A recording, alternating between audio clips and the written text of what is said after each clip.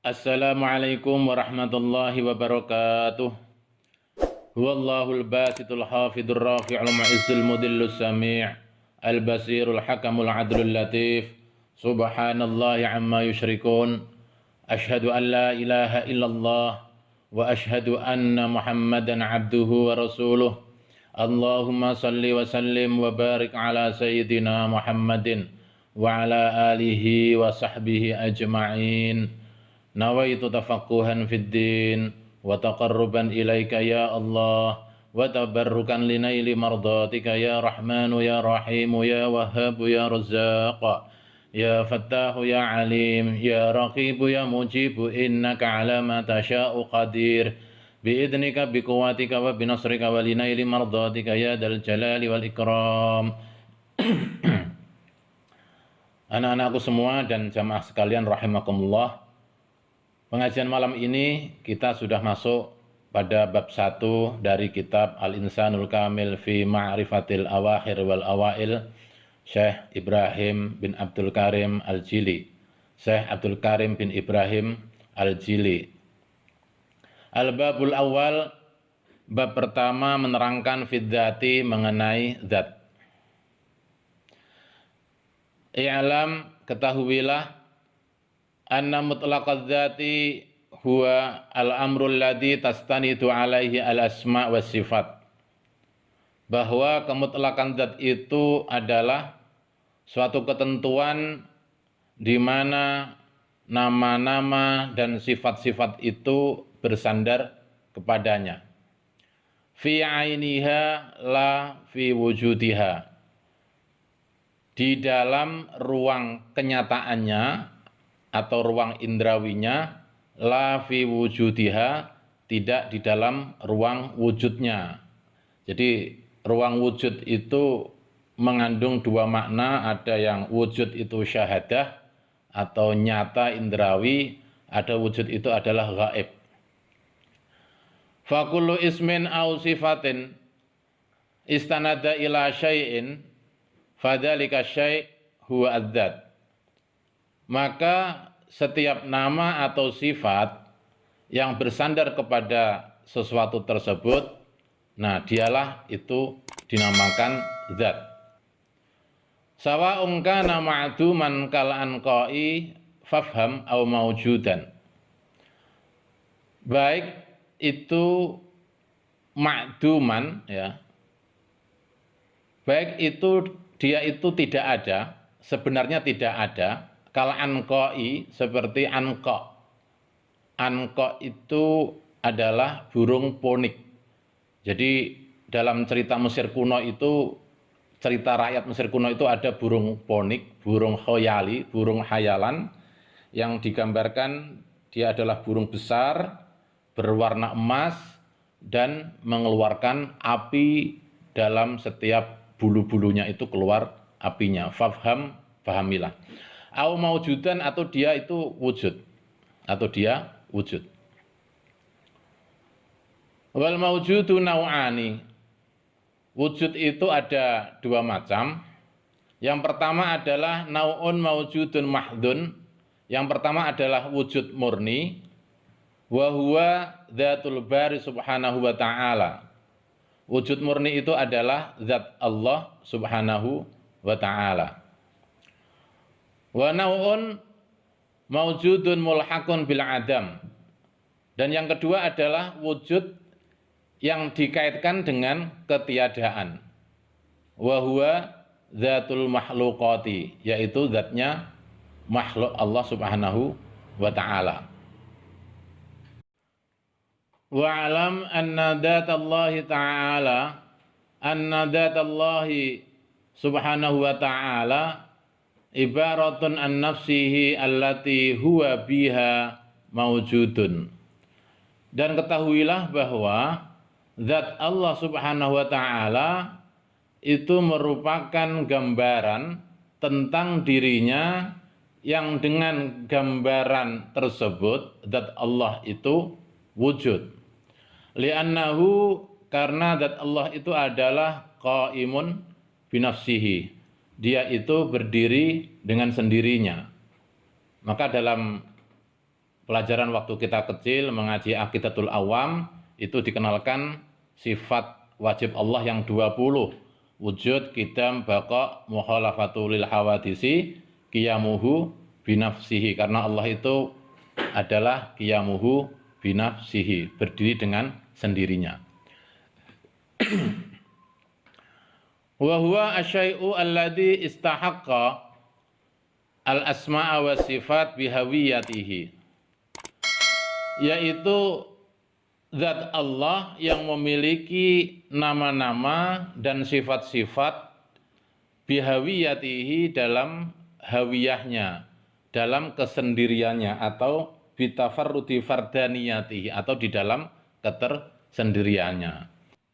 Setelah dalam kesendiriannya itu, fayatasawwaru bikulli suratin, maka menampakkan pada setiap bentuk yang tampak, yaktadiha minhu kullu ma'nan fihi, yang kemudian memerlukan satu pemaknaan di dalamnya.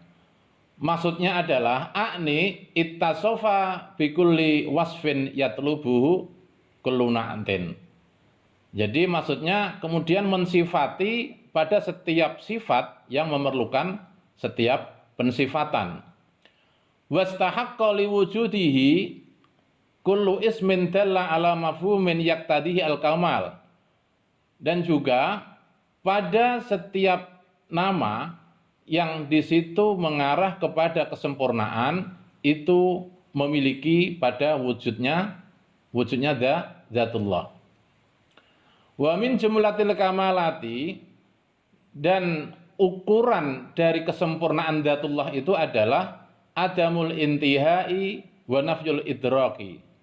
Ukuran kesempurnaan dzatullah itu adalah tidak terhingga, adamul intiha, tidak terbatas, tidak terhingga, wa nafyul idraki, dan tidak dapat ditembus. Penegasannya begini, fahukima bi annaha la tudraku wa annaha mudrikatun listihalatil jahli alaihi fa'lam.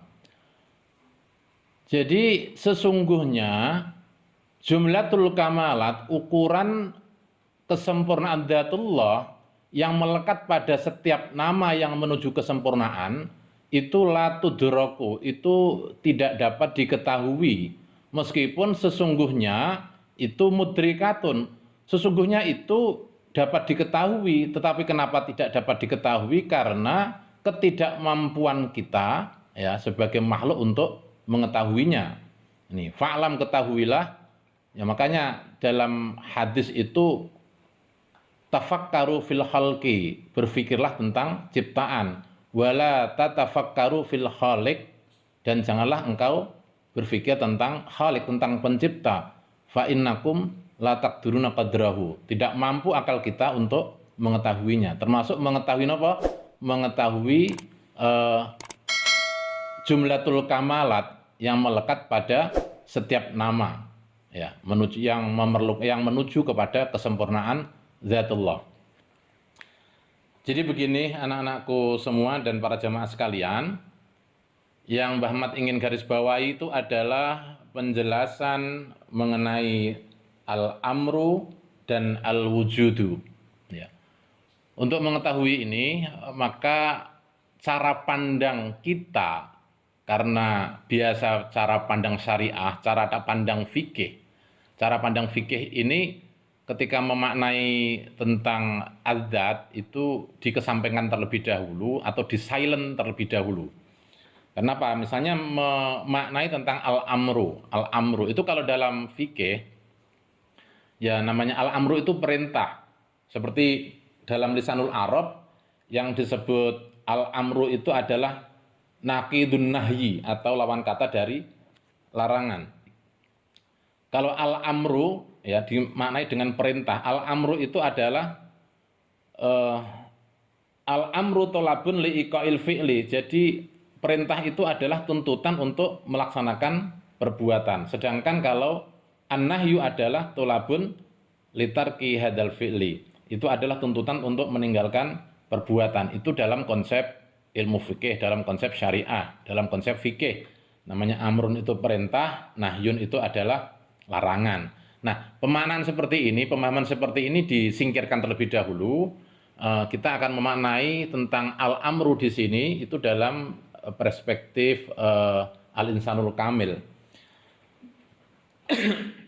Di dalam surat Ali Imran ya, itu yang berbunyi yaquluna hal lana minal amri min syai'in qul innal amra kullahu lillah yuhfuna fi anfusihim ma la yubduna lak, atau qul innal amra kulluhu lillah. Itu kalau bacaan yang lain, ada bacaan Basrah, ada bacaan Kufah, dua-duanya sama-sama benar.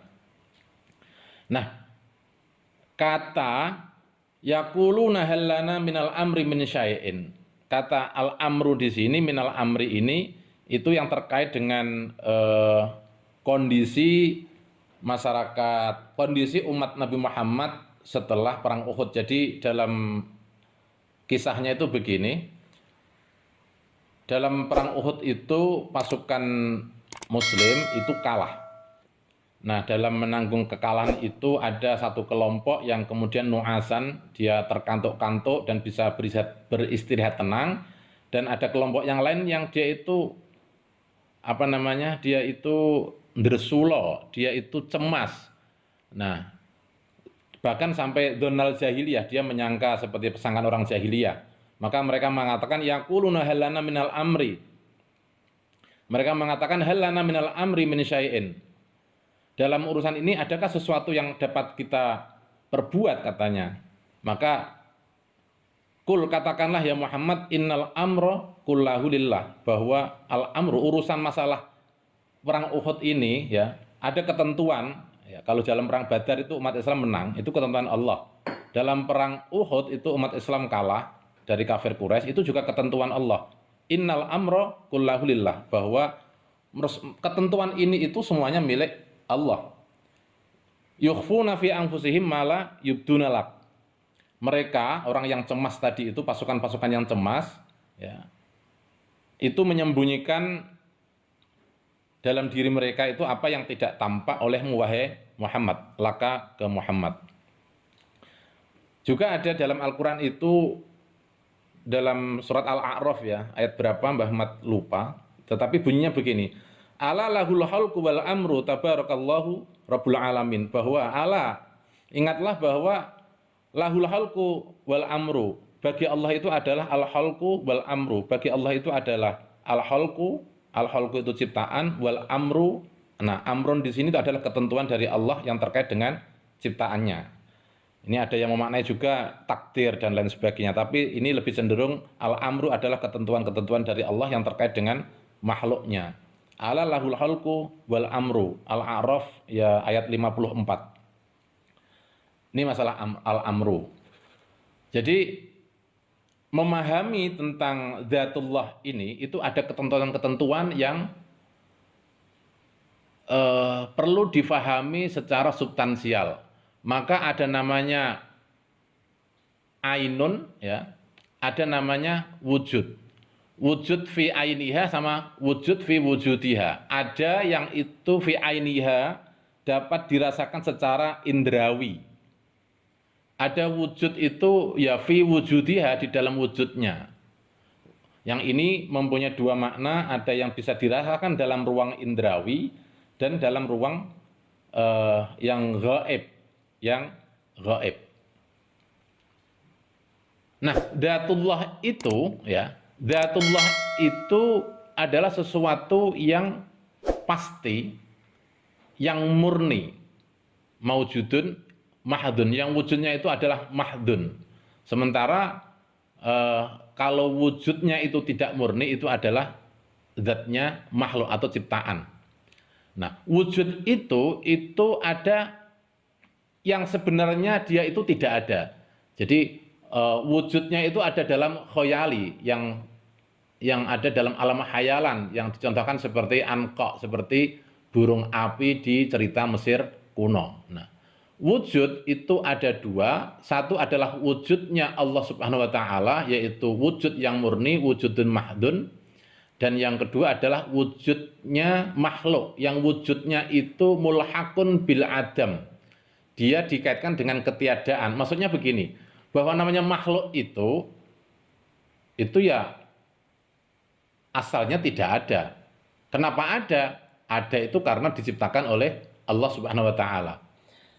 Mudahnya begini, anak-anakku semua dan para jemaah sekalian. Sekarang kamu itu ada, ya. Ada di dunia ini. Nah, kamu bisa memahami sebelum ada di dunia ini, ya, kamu ada dalam alam kandungan, di alam kandungan. Tetapi apakah kamu kemudian ada sebelum alam kandungan? Ya, tentu ada. Itu kalau misalnya kita runut bahwa kamu bin fulan, bin fulan, bin fulan. Ya. Sampai kemudian sampai pada wujudnya pada masa Nabi Adam. Namun demikian, dari Adam di dunia sampai kemudian Adam di mana itu? Di surga.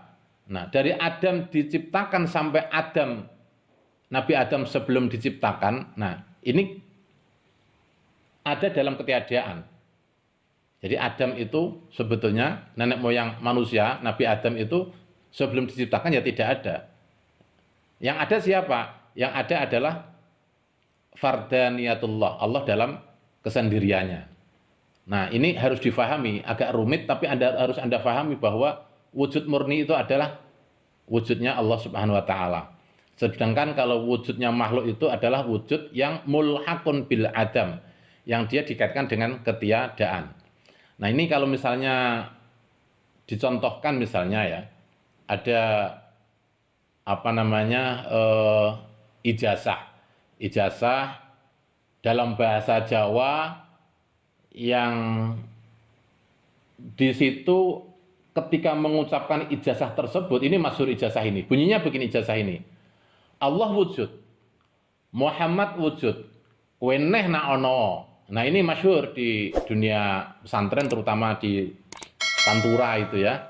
Ini biasanya bacaan semacam mantra yang diucapkan ketika ada orang itu ketemplean jin, kemasukan jin, atau ketika ada rumah itu dianggap wingit. Nah, itu kemudian dibacakan Allah wujud, Muhammad lagi wujud, kueneh na ono, sambil gedruk apa istilahnya, nginjak bumi 3 kali, juluk begitu. Nah, mempraktekkan amalan ijazah ini itu juga harus memahami tentang wujud gitu ya. Tidak sekedar kemudian ngomong terus kemudian orang yang ketemplean jin atau apa itu kemudian jinnya hilang enggak, atau rumah yang wingit ada jinnya atau ada makhluk gaibnya itu kemudian pergi, tidak. Itu harus memahami tentang wujud ya. Bahwa wujudun mahdun itu Allah.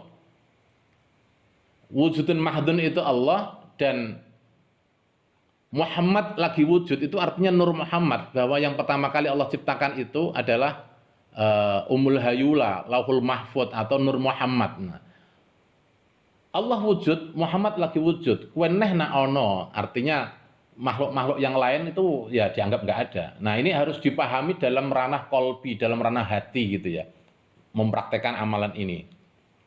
Ya, kenapa kemudian harus ngejlik tanah 3 kali? Ini juga harus tahu asbabul ijazah ini, asbabul mantra ini. Sebetulnya begini, kenapa harus 3 kali ke bumi? Ini untuk mengetahui pada bumi bahwa dalam proses penciptaan Adam, ketika Allah ingin menciptakan Adam, Sayyidina Adam alaihissalam, Allah itu memerintahkan malaikat Jibril untuk mengambil tanah. Tapi kemudian tanah mengatakan, kenapa engkau akan mengurangi aku gitu. A'udzubillahi minka gitu. Ya, saya berlindung pada Allah dari kamu Jibril. Nah, Jibril pun juga tidak berani mengambil tanah. Dia kembali pada Allah, wadul, bumi malah bilang, berlindung pada engkau ya Allah dari saya, katanya malaikat Jibril. Kemudian malaikat Jibril mengutus malaikat Mikail gitu ya. Malaikat Mikail datang ke bumi, ngomong, saya mau mengambil tanah ini, diutus Allah. Sama jawabannya. Kenapa engkau akan mengurangi aku? A'udzubillahi minka. Saya berlindung pada Allah dari engkau ya Mikail. Malaikat Mikail tidak jadi mengambil tanah, dia kembali pada Allah, wadul dengan wadulan yang sama. Lalu yang ketiga Allah memerintah kepada malaikat Israel. Nah, malaikat Israel datang ke bumi ingin mengambil tanah. Nah, sama tanah mengatakan, kenapa kamu akan mengurangi aku? A'udzubillahi minka. Tapi ndablek malaikat Israel itu main aja dia ambil, langsung dilaporkan pada Allah. Ini perintah Allah. Nah, jadi sebetulnya Nabi Adam itu diciptakan Allah ini ya ada peran yang luar biasa dari malaikat Israel gitu ya.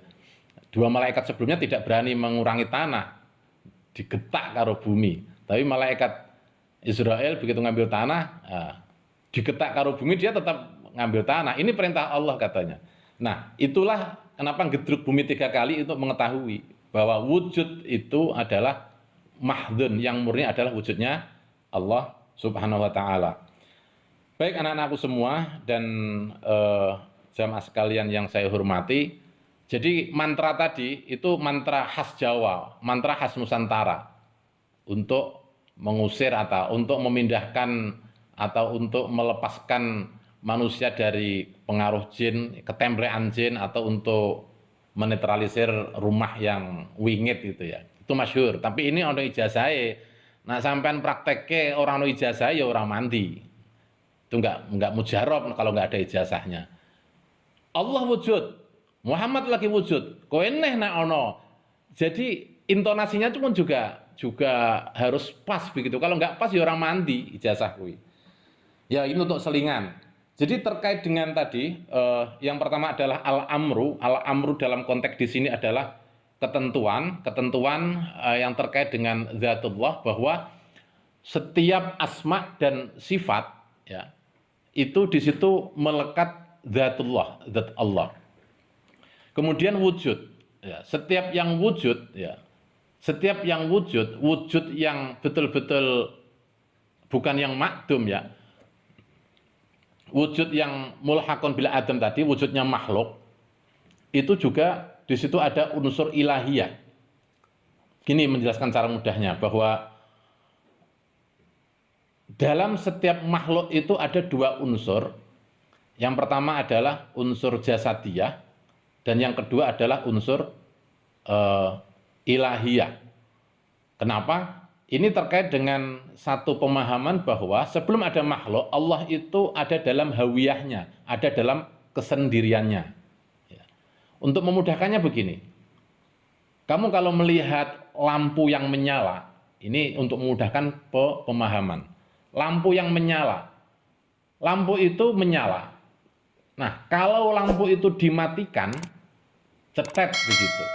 Nah, lampu itu ya hanya sekedar lampu, tidak ada sinarnya.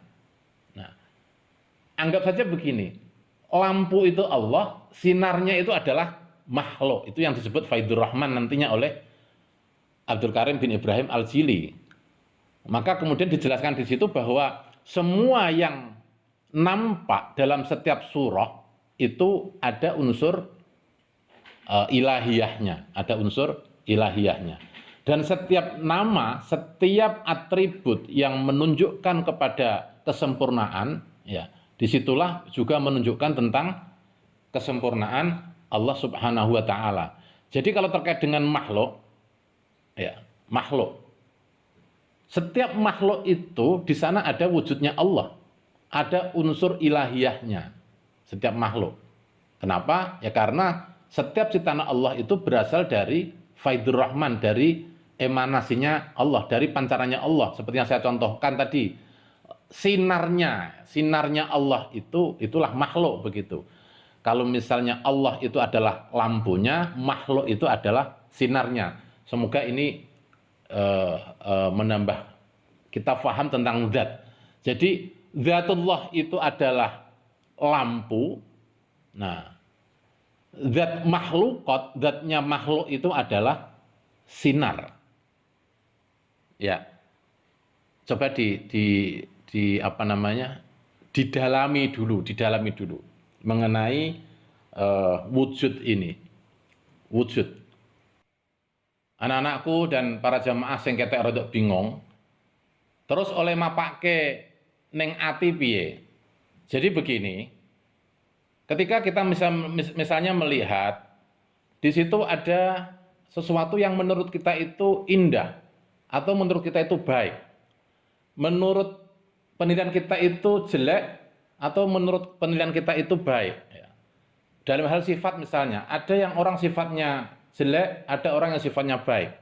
Nah, baik dan buruk yang melekat kepada setiap makhluknya Allah Subhanahu wa taala, sejatinya di sana itu juga melekat wujudullah. Jadi kalau melihat barang misalnya pemandangan itu indah, nah di situ yang kita ingat adalah wujudullah. Dalam keindahan itu disitulah wujudullah.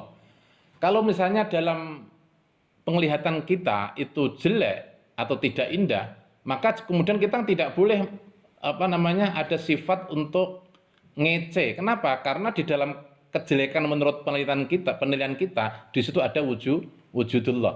Baik dan buruk, jelek dan tidak baik, ya, jelek dan buruk, di sana ada wujudullah. Nah, di sini pentingnya mengelola hati, bahwa hati itu bagaimana ketika melihat segala sesuatu di sekitar kita, bahwa di sana itu ada wujudullah. Nah, meskipun bahwa dalam perilaku setiap makhluk Allah, manusia misalnya, di situ ada al-amru, ada ketentuan. Allah sudah memberikan ketentuan, ada rumus-rumus sendiri. Kalau baik, Allah akan membalas dengan kebaikan. Kalau buruk, Allah akan memberikan siksa. Ya. Sampai di sini paham ya? Coba difahami dulu, didalami terlebih dahulu bahwa pada setiap makhluk di sana ada unsur ilahiyah. Pada setiap ciptaan Allah ada unsur wujudullah. Ada wujudullah di sana. Oleh karena itu bersikaplah melihat apapun di sana ada Allah Subhanahu wa taala. Baik dan buruk, misalnya manusia yang berperilaku baik, di sana ada wujudullah. Manusia yang berperilaku buruk, di situ ada wujudullah. Nah, memaknainya ya orang itu kemudian tidak mudah untuk meremehkan orang lain dan lain sebagainya. Baik ya, demikian dulu anak-anakku semua dan para jemaah sekalian. Allahumma lakal hamdu wa ilaikal mustaka wa antal musta'an wa la haula wa la quwata illa billahil aliyil azim. Assalamualaikum warahmatullahi wabarakatuh.